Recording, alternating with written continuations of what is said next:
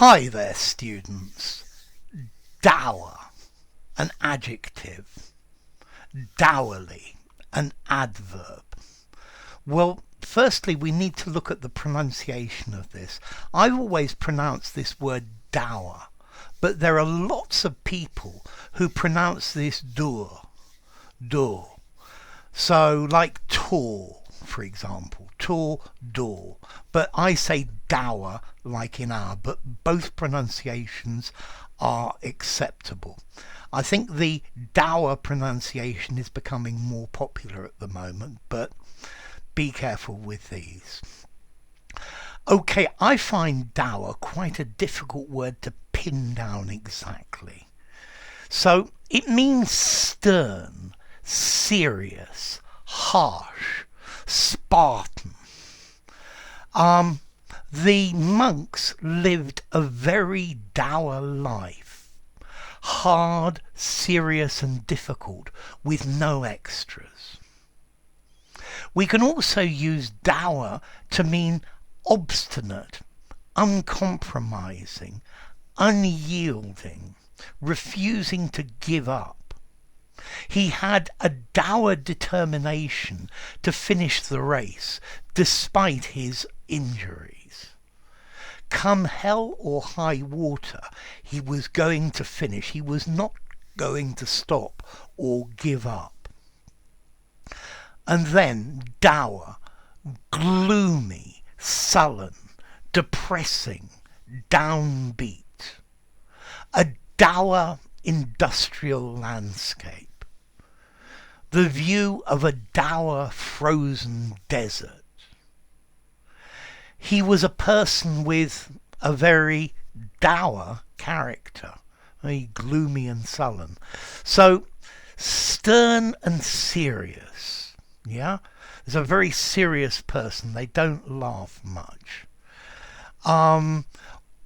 Very obstinate or uncompromising. You can only do it like this, and any other way of doing it is inferior and not up to standard. And then depressed, gloomy, downbeat as well. So let's see. Most commonly, I think we use dour to talk about a person's appearance or their way of acting. Unhappy, unfriendly, very serious and likely to judge people very severely. He was a dour old man who judged people with a very exacting moral attitude. Living conditions in the high Andes can be very dour, as it's very cold and many things won't grow. So you could have dour determination, where you are dogged, you are persistent, tenacious. His dour fight against illness. Yeah, so he wasn't going to give up no matter what happened. He wasn't going to compromise. A dour, self-sacrificing life.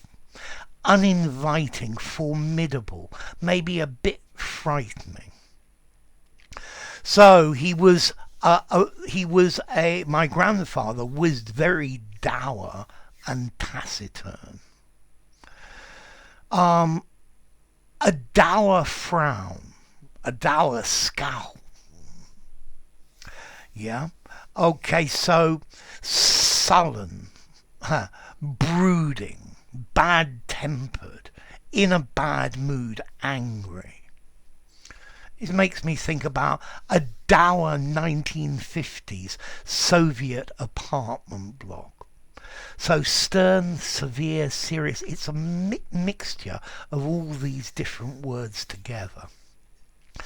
So what about formality? I think I'd probably give this 6.5, 7, maybe, 7 in formality.